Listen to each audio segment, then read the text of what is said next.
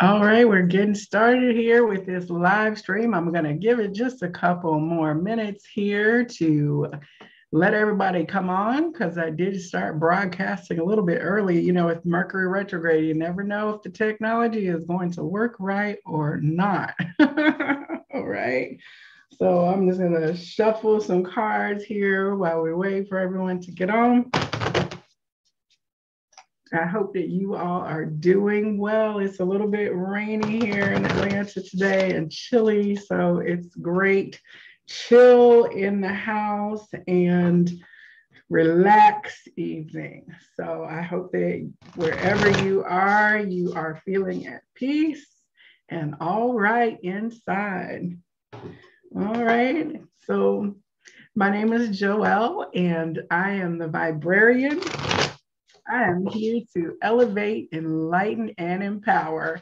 Now, one of the things that I love are oracle cards and tarot decks. I think they're a wonderful tool for divination, which is the art of receiving and interpreting messages from the divine. All right, that's all divination means, is using a tool or a modality in order to connect for a spiritual conversation. You can use cards, people use shells, people use charms, dowsing rods, pendulums. All of these are just access tools for helping us understand what spirit says to us at any given moment. People use pendulums to test the energy of the body, dowsing rods to find water or lost objects, allowing them to navigate you like a compass. And of course, tarot and oracle cards are used to kind of look at the energy of your situation and then receive guidance for whatever it is you're going through. So I have in the Viberarian Oracle deck collection at this point over 80 decks. And I love the artistry that is coming out, the new ways that the messages are being delivered by others who are creating these decks. I think it's awesome because about 10 or 15 years ago, if you were buying cards, the selection was much more limited, and it did tend to skew in this country to a certain kind of cultural presentation. So we had lots of angels and things that were very European, like the angels and Angel Michael, all these depicted with skin that would be what we would call white or European ancestry. And now there are artists of all cultural perspectives who are creating cards. So the reason that I'm having this in the cards is that somebody asked the Viberarian a question. If you have a question that you would like for me to explore, please drop it in the comments or send me an email at joelle@theviberarian.com, and I will bring in an answer for you. So the question was, hey, Viberarian, I would love to purchase the Goddess deck, and yet the ones that I'm seeing on Amazon are being negatively reviewed because of the way that they depict people. The feminine energy, it doesn't look like me. So this individual wanted to purchase some decks that were not going to be appropriating anyone's culture, that were actually doing justice to the information that was being brought forward. And I said, well, I do have some goddess decks, so let me go ahead and do an in the cards reading to kind of answer and share what I have found are decks that I actually love these decks. All right, this is Joelle, and thank you for rejoining me for this video. I had some trouble with my live feed a little bit ago, as you saw from the beginning clip, and so I'm picking up from there. All right, so I am getting ready to show you some of the decks that I have in the Viberarian Oracle card collection, and then we're going to draw some cards, and I hope that you will get enough information about these cards to inform your purchase decision next time that you are Oracle card shopping.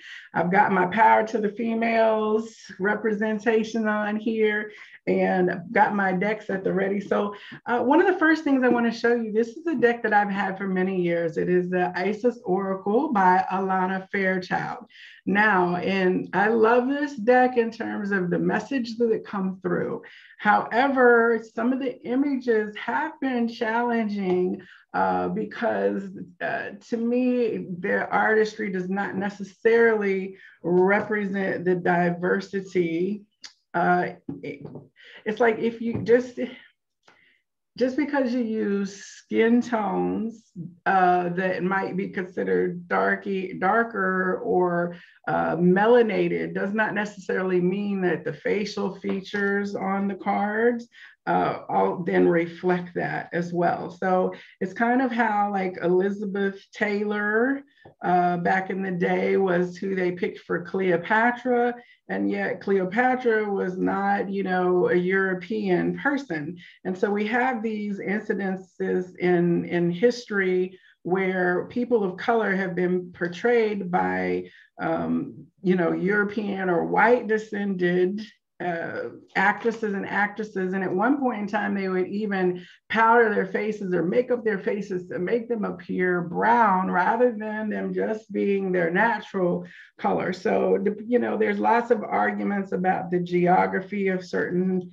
places and what color and features the skin would have in that particular instance. But, you know, here we have two cards in this deck showing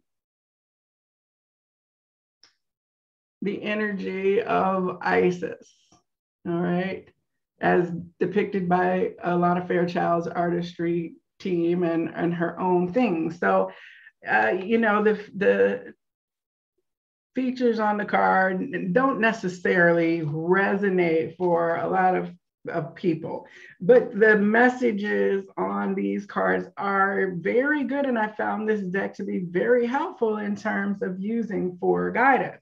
But I also began to seek out and see images from cards that were very, very different, right? So one of the, I've gotten a few decks, the Triple Goddess Tarot by Isha Lerner, who I love the images, and you'll see why in just a moment. And then more recently, the Sacred Mothers and Goddesses deck by Claudia Olivos. I don't know how to pronounce it, but these decks are actually then created by people who are not your Eurocentric kind of creators. So the beautiful part about how this oracle and tarot artistry is expanding is that you can find someone who is creating these things that you can culturally identify with. And, you know, spirit sees no difference between all of us. So the messages that come through are universal. However, it is very important for us to be able to identify with beings and spiritual beings. We know this, that it's very important for children to see other children like themselves as a way to feel accepted instead of as an outsider. And the same is true for adults as well. So the third deck that I'm also going to show is the Legendary Ladies cards. This is a little goddess guidebook, very simple deck, easy to use. So first, from the Mothers and Goddesses, Sacred and Mothers and Goddesses deck, I pulled out very specifically the Mother Mary card about unconditional love and faith. Now, this is not the typical Mother Mary that you would see portrayed in iconography, in Catholicism, but there is a lot of teaching about, you know, like the Black Madonna in the Coptic Church. If you look at the images, they're all darker faces, right? Depending on where you're from, I've been in plenty of places that I've traveled to, and it's still been like white Mary, right? But I love this image because it is a more melanated complexion. I can identify with that. It's a beautiful card here. I do want to share the guidance that is for this particular card from the book. The artist here is, the artistry is absolutely beautiful, and I would love to, have prints from her in this collection. And that's the other beautiful part, is that many people are taking their art and turning it into oracle cards rather than starting from the oracle deck to create the images for the card medium. There's a bit of a difference. If you've got a big painting or canvas that then you distill down into a card form, that's kind of what these type of cards do. So let's see here. Mother Mary says that Mother of Jesus of Nazareth and known as the Virgin Mary, Queen of Angels, Miriam or Mariam. She is pure, unconditional mother love. She was promised to Joseph as a young teen, but before they could marry, the Archangel Gabriel came to Mary and told her she was carrying a child. Although she faced an extraordinary situation, Mary had great faith in her role on earth and married Joseph, following signs and the guidance from her visions and never wavering in her beliefs with faith in a divine plan. Mary watched her son grow to be a great teacher and later be tortured and crucified. She supported his work even though she knew his fate, and after his death, she continued to spread his messages of love. She was judged and chastised as a whore and a liar in regard to the virgin birth. And it was not until the beginning of the 5th century, after the Council of Ephesus, that she became important to the Christian church. When she was introduced to the Americas, Mary transformed the religious landscape and quickly melded into the local culture, replacing their goddesses. She is worshiped and adored to this day as a deity in her own right, with rituals, processions, and festivities all around the world. Mother Mary is pure, innocent love, which is inclusive, unconditional, and without judgment or jealousy. She is surrender, gentleness, comfort, and peace. Mary supports and understands us as she can relate to our human pain and suffering. She offers protective and soothing energy as she loves us unconditionally for all eternity. Okay, so it's very interesting because the challenge of finding unconditional love for many of us in our modern society, one of the most challenging things to do is to identify with people who are not of a culture that we understand. We feel that otherness, and then there can be fear introduced into us to say they're so different from me, right? Their religious practices, their spiritual practices can be intimidating when you step into other cultures, like say Hinduism or even things like Santeria or some of the syncretized religions where Mother Mary has been merged with the traditional goddess, as they say. And when our challenge is to see her face, regardless of the wrapper or the container or the external, right? To see the divinity. So there is a challenge then for us as oracle users and people who are using these tools to embrace the culturalism that is presented and to recognize when the image even might cause us to be somewhat uncomfortable. And that's on either side of the equation. There's always these conversations about white Jesus versus melanated Jesus. And it's like, we see the difference that it can make. And there are many people who are going to say, like, that's not Jesus. That's not my Jesus. I see him as this way, or I see him that way. And the goal is to see Jesus or Yeshua or that energy of love versus the energy of culture and difference. All right. And it says here that in the message, when you need reassurance and faith and your heart needs strengthening from all you've suffered, be held in the energy of perfect, unconditional motherly love. Believe in yourself and your dreams. When you feel as though you will never reach that goal, remember to have faith, even faith the size of a mustard seed, and you will see it manifested. Have faith in yourself and the eternal love of the divine. Your visions and thoughts have the power to create and heal, to restore you to wholeness of mind, body, and soul. Remember, inner healing does not have to be a painful and tiresome experience. Honor your feelings and begin your transformation by realizing what you need to let go of. Once you do let go, fill that empty space with something else. Do not give attention to the things you don't desire. Instead, put all your attention into that which you do desire. Have faith, it will come to pass. It is done. Call on Mother Mary to help manifest goals and wishes into reality. When you need to feel loved, safe, and at peace, for motherly support and guidance, to help you heal from emotional or spiritual wounds caused by poor parenting, and when you need help in mothering children, whether biological or spiritual. Okay, so I love Mother Mary. She began walking with me several years ago, and it was rather surprised when she showed up because I associate her with Catholicism, and I grew up as a Methodist, so it wasn't like we venerated Mother Mary in our religious practices. So when she came forward and began working with me, it was new. But then what I realized is that my grandmother on my father's side was Mary. And I grew up, when I would visit her house, she had Madonnas, the mother and child statues all over the house, but it was in the fancy part of the house. And so we weren't always allowed to go into the formal living room to play because that's where all the breakable stuff was, but it was also where the organ was. And so I was able to sneak off in there and play the organ.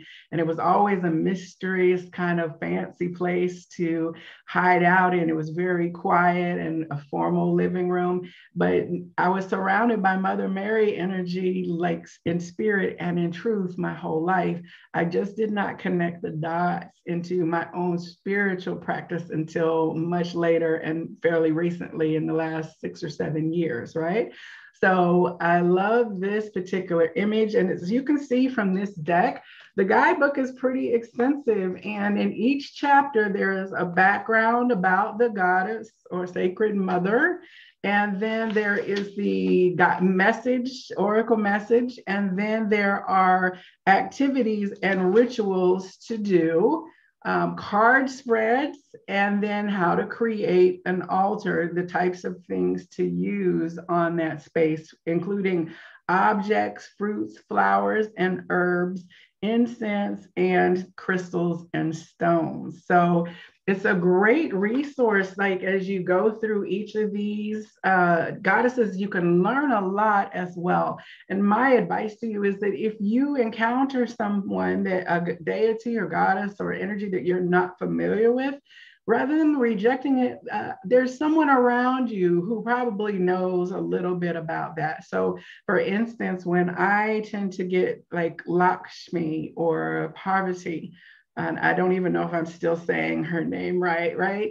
I go to my friends that are from India or that practice Hindu, and I ask them about what their experience is and what they know about her or him, like Shiva or Brahma or, Ganesh, because I want to honor and be appropriate. So the best thing to do is go to the folks who have a childhood familiarity. Like I could probably tell you anything about Methodists, because I grew up in that Protestant faith in terms of church. So I'm well versed with the theology, and I could tell you all day who the Jesus of the Bible was according to the way I learned it. Of course, we all expand our awareness away from some of the limiting ways that we've learned about folks, but you can find the information out there from a reputable source to augment your knowledge about the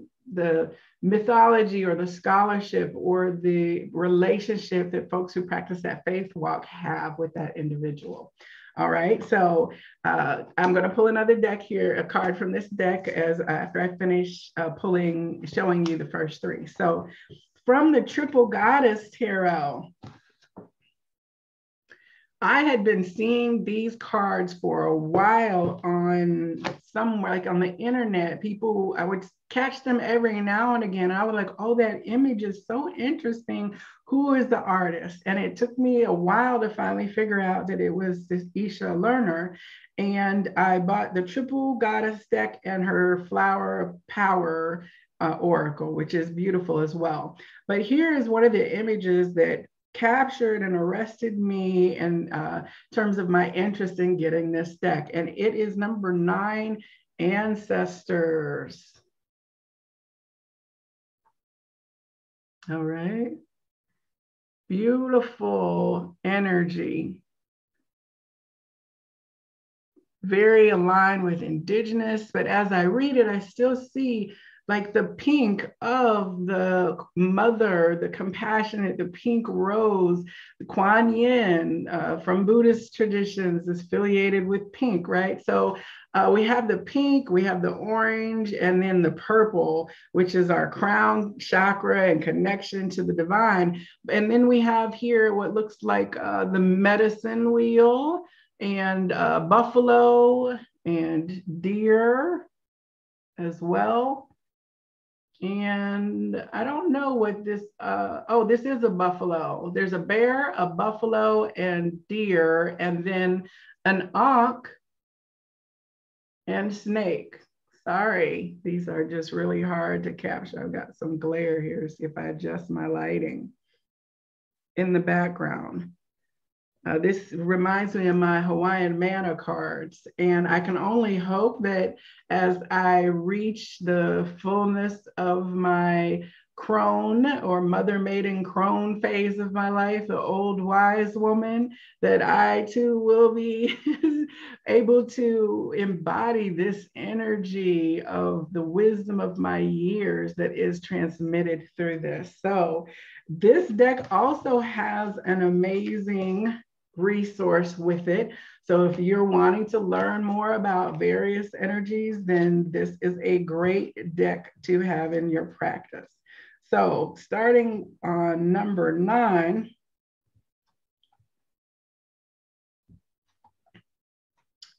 I am not going to read the whole thing clearly because her chapter is 4 pages, but we'll skim together and see what it says. Yet it is in this loneliness that the deepest activities begin.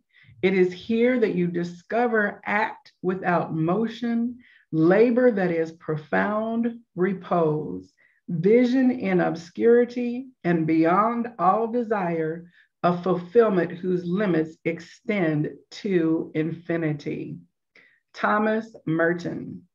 Now, this is related to the traditional tarot image. This is a tarot deck, so it is going to be built on that same system of 78 cards, the major and minor arcana.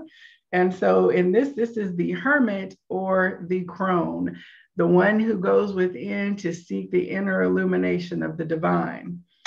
And let's see here. So the first section is going to be a traditional translation with the tarot in mind. And then they have the alchemy and transformation. So it says, pictured is the wizened woman. She who has found her center in the core of existence. Arms open, palms facing the earth, she monitors the energetic vortexes that emanate from the depths.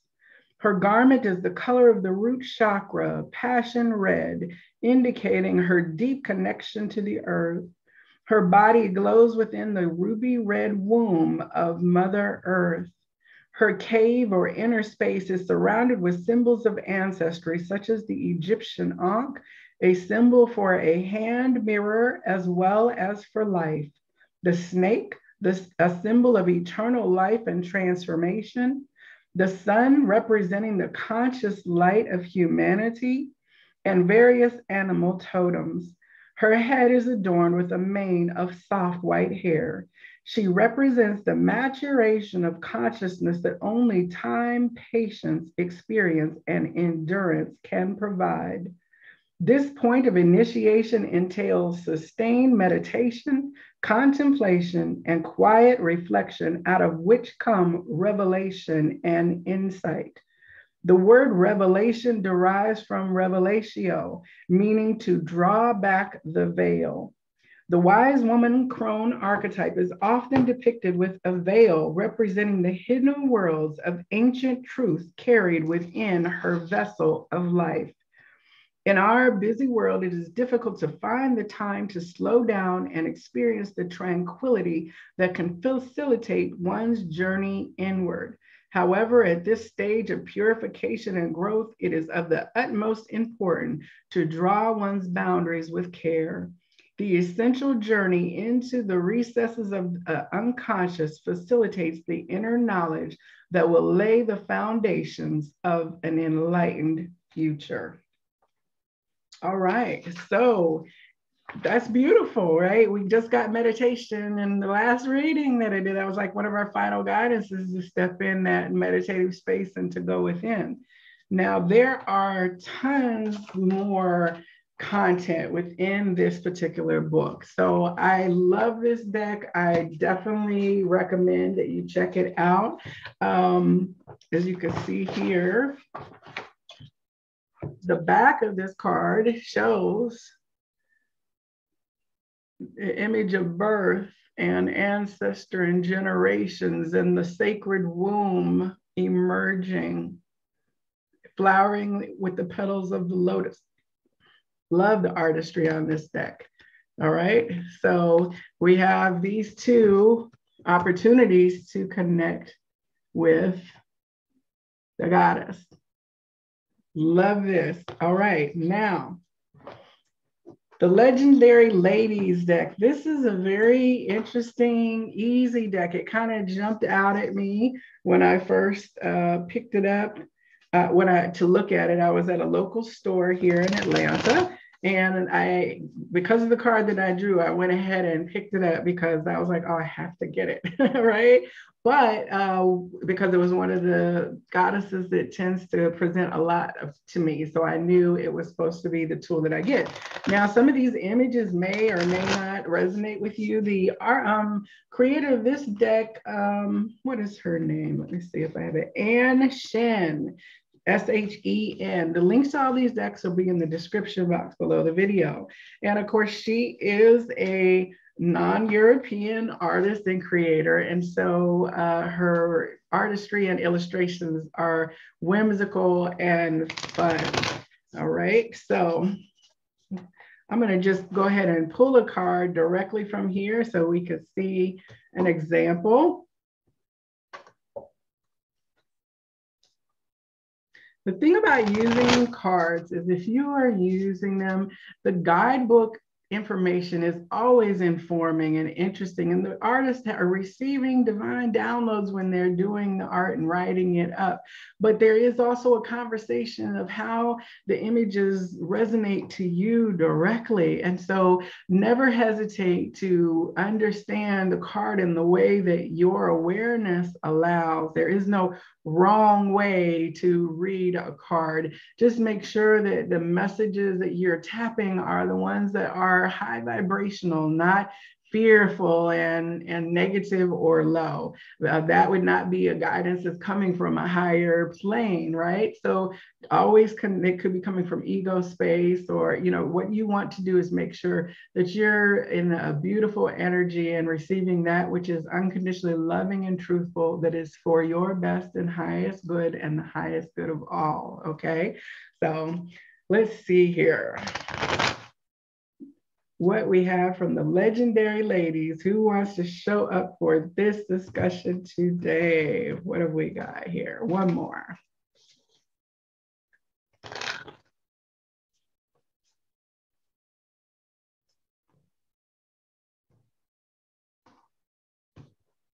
All right. Well, here we go. Two came out. They came right out. Saraswati, Enlightenment. And Ina, Inner Strength.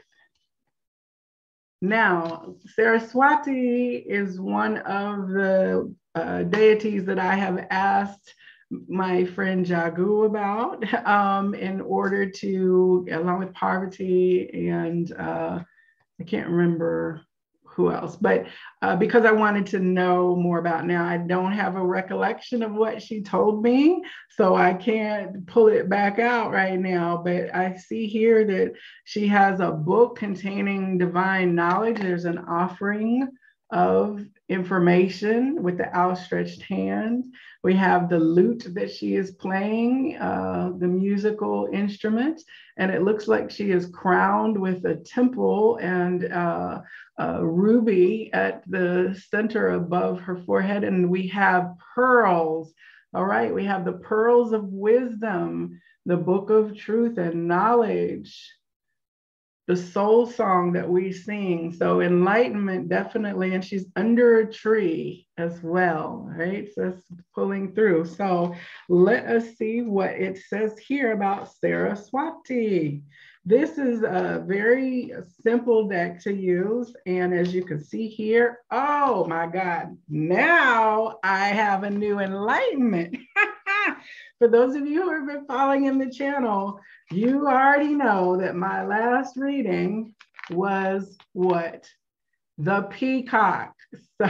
So we have this energy coming forward now. As you can see, this page is just one per page in the guidebook. And so it says here, it's a Hindu origin, and the goddess of knowledge and the arts, Saraswati, is opening your third eye to all things that require wisdom and study. Focus on these things and you'll be rewarded with enlightenment. All right. Wow, that's awesome. Let's see if I can show you here the peacock. Oh, this is so much fun. I hope that you enjoy these as much as I do. All right. So we got Saraswati, and then we had Ina.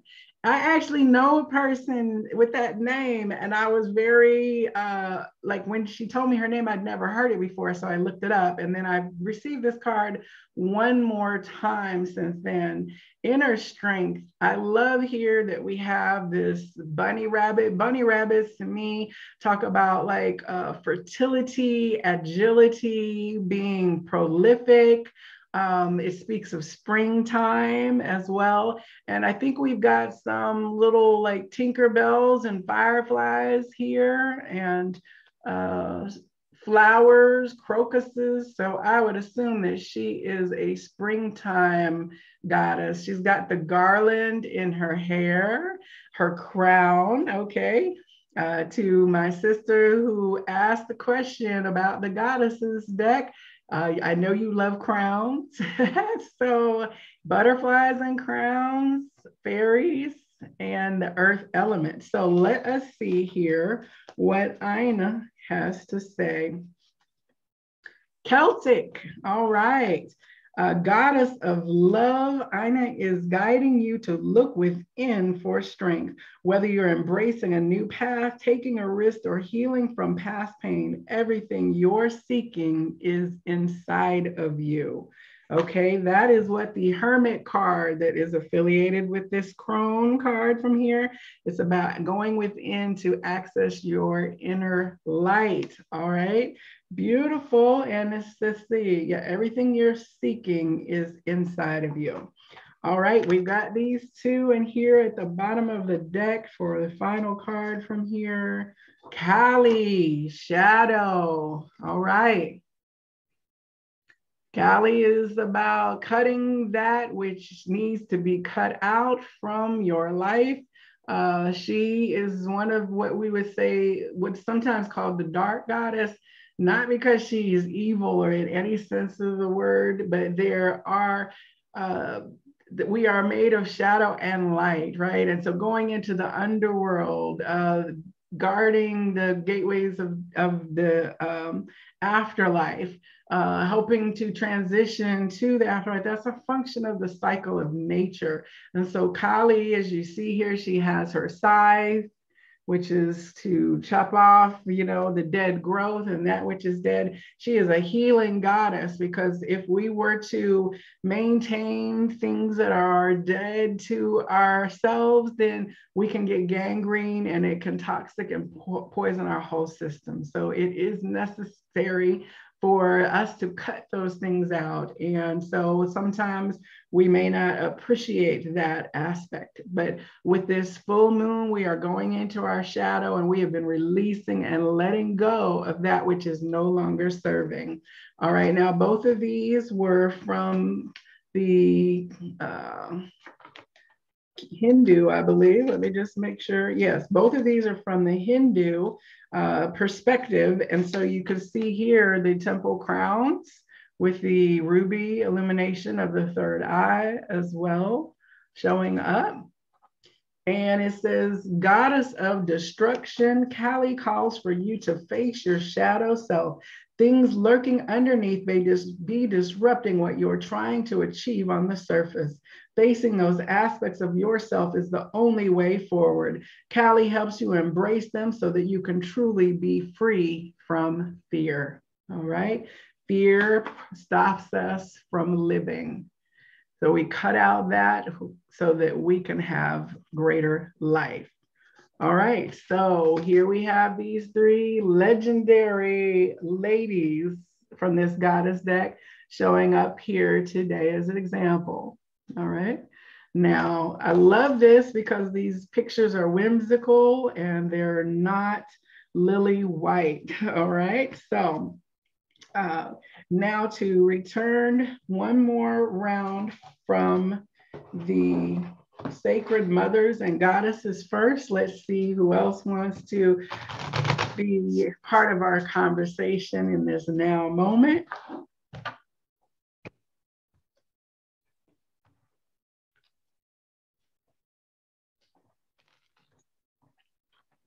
I'm also a person, I don't look through a whole deck at the beginning. So I don't do a deck walkthrough for myself because I love to be delighted when the cards first come out, so that in some of my decks, there are images that I haven't seen yet because I haven't made my way. They haven't needed to come forward for the messages that I have been receiving.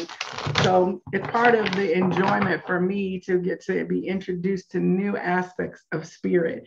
So in the cards, it's actually a usable moment to show you what they are with the message that's included. If I start reading cards, I begin to get messages from all of it, and it's just a little overwhelming for me energetically. So that's why I only talk with the cards as a tool. I only pick up the phone when I'm ready to have a conversation. All right, so, all right, what do we have here? You have got to be kidding me. Okay, hello, Aina. I have not received this card in this deck. So here we have two awesome representations of the same energy from two different artists. Now you can see there is a forest and fairy-like energy over here. She actually has wings like the little fairies in this card do over in the edge. We see the sun breaking through the trees, the apple, which is that wisdom, the tree of knowledge, right? And as well as the forest.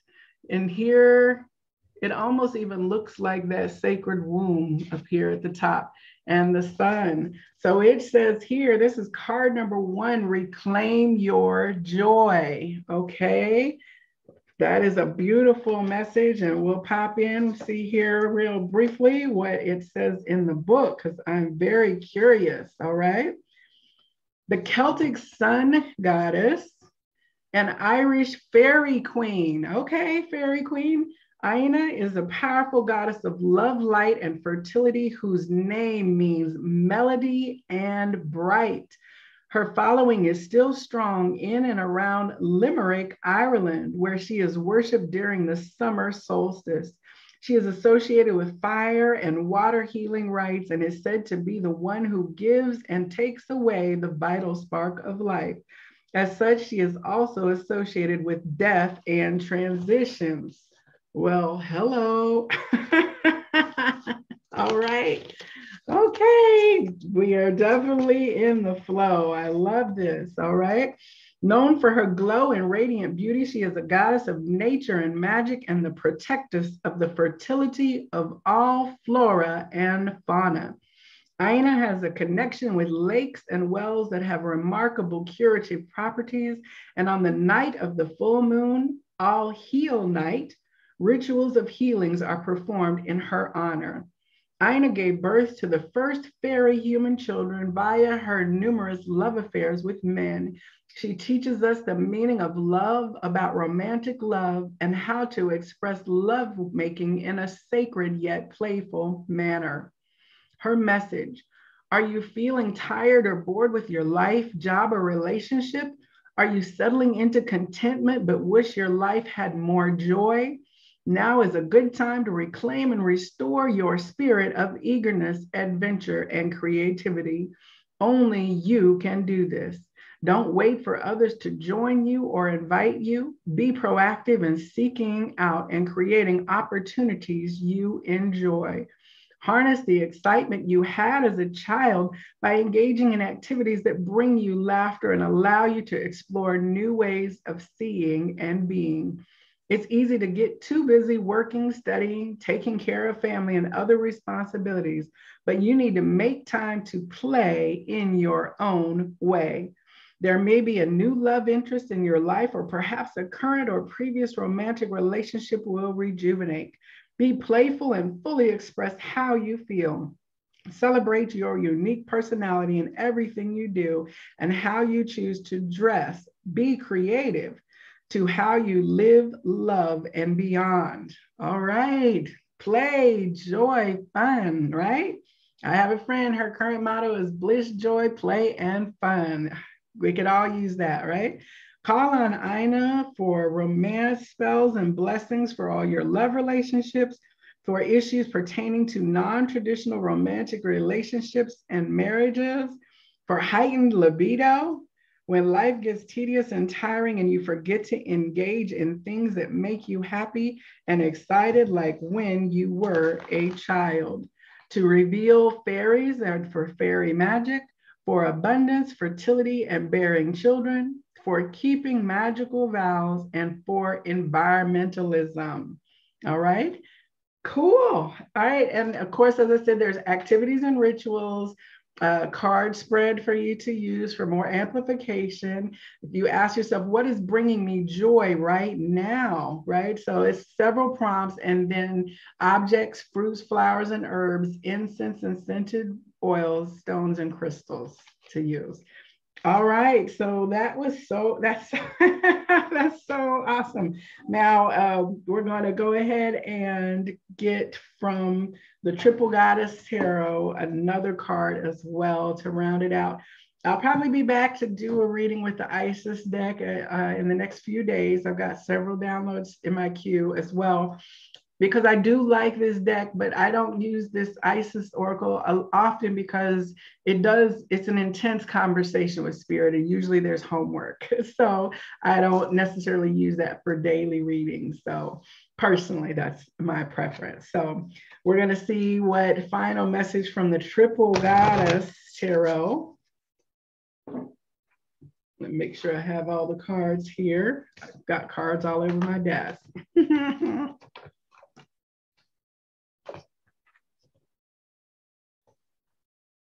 See if it'll be another synchronicity. I'm sure it will. It's going to be the message that we need for this now moment.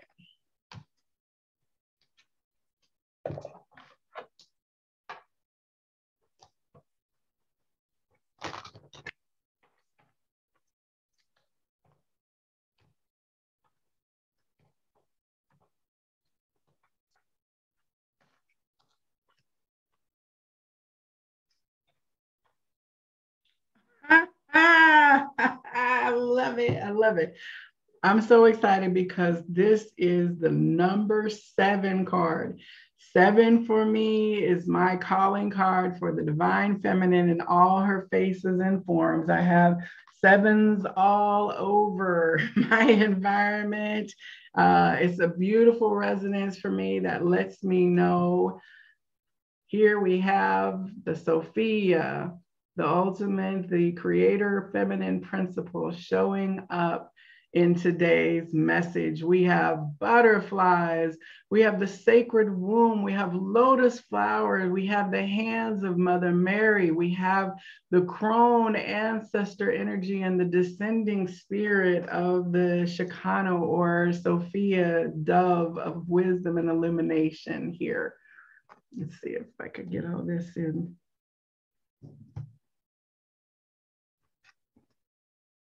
All right, for this number 7, this is like the icing on the cake and the foundation of our conversation in general. So let's see what we have here.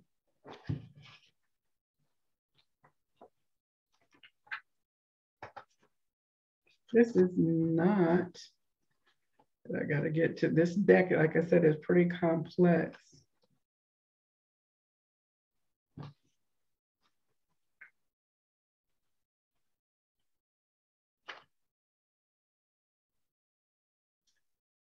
Excuse my pause here.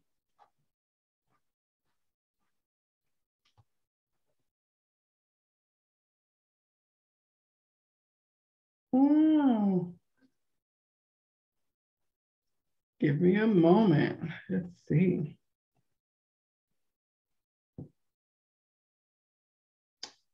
I gotta get to the back.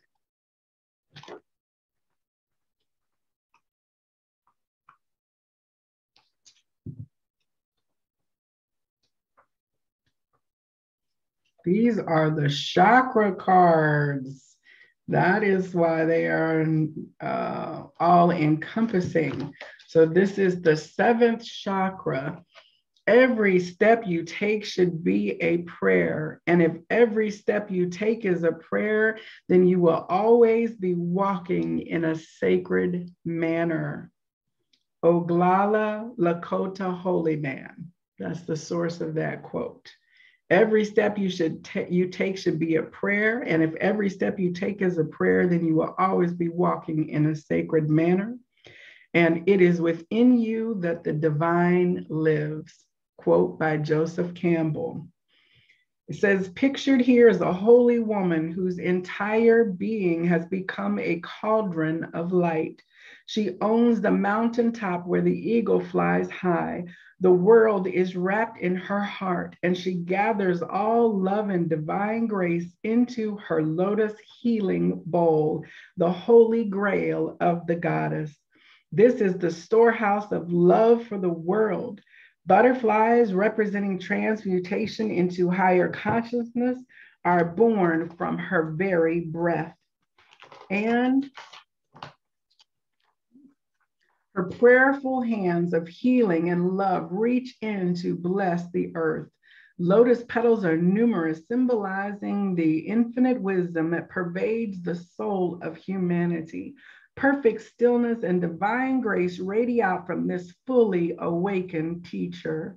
She brings sky knowledge to the earth so that it may intertwine with the miracle of nature. Okay? The chakra attributes of understanding, knowing, and bliss. Violet is the color. The musical note is high-pitched humming. The healing flower is the lotus. The animal totem is the eagle and butterfly. The food is none. It is in fasting. The herbs, lotus and gatu kola. Metal is gold. Gemstones, amethyst, and diamond. It says the 7th chakra is located at the top of the head and extends upwards toward the heavens. It is called the crown chakra and understood as the gateway to divine spirit. The 7th chakra aligns one to the open sky. It must be balanced and the energy brought back down through the body so that the grounding of spiritual bliss can be accomplished. Great seers and gurus have a golden crown or halo around their entire bodies. This is true for angels as well. When one is in sync with the crowning of divine wisdom, he or she is able to bridge heaven and earth, acting as a channel of living light. When this chakra is in a negative state, a person will carry illusions and delusions of a spiritual nature. Ungrounded and fearful out-of-body experiences may occur. In such cases, it is important to invoke protection so that the individual is not exposed to harmful experiences. Similarly, it is important to invoke protection if one's crown chakra is too open for one's level of spiritual attainment, as is typically the case with newborn babies. This situation may also occur in people who have experimented with psychedelic drugs or in menopausal women through repeated Kundalini-like hot flash experiences. In any case, it is important to be cautious and discriminating in one's quest for higher wisdom. Many people today claim to channel and receive messages from higher entities. This may occur, but it is advisable to cultivate clarity and discrimination. This is a very powerful center, and one must remain pure and refreshed with the highest intention and focus. When this chakra is vibrant and healthy, an individual may truly experience the ecstasy of enlightenment. It is very luminous and a very luminous and spacious field of energy. A true aspirant grounds such energy to include the work and focus of daily life. From this center pours forth divine love and generosity of spirit. The eagle's message in this card is very important, for it offers the reminder that a state of grace is achieved through hard work. An aspirant on the path must complete tests and initiations on earth in order to achieve true and lasting power. Wisdom emanates from those who walk in spirit with both feet planted firmly on the ground. The key words: enlightenment, heavenly bliss, meditation, transformation, divinity, holy teacher, prayer, gratitude, light, and wisdom. Okay? So the affirmation here is, I am guided by my higher power. I am guided by higher wisdom. I emanate love and gratitude, and I am surrounded by infinite wisdom. I balance heaven and earth within my body. I am awakened. Oh, that's awesome. Okay, look at this. We have such beautiful resonant energy from these mothers and goddesses connecting us. I mean, it's beautiful. I love this walk. It's amazing, magical, and transformative. So I hope that you will check out these decks for yourself, and I hope that you will move into joy as you experience the profound revelations of wisdom of yourself, and through your connection with the divine, that you feel the embrace of the mother at all times, and that you also then give that embrace of unconditional love to others that you meet. Connecting with your ancestors and your lineage and the Mother Earth, the Mother Principle, as we bring in the divine, for that is truly, truly what we are. All right. So thank you for tuning in for this In the Cards moment with me. Let me know in the comments below if you wind up getting a deck or if you own these decks, and also if you have other recommendations for Goddess or Mother Wisdom Oracle cards, because I would love to check them out as well. So in the meantime, know that the light in me absolutely honors that divine light in you. Namaste.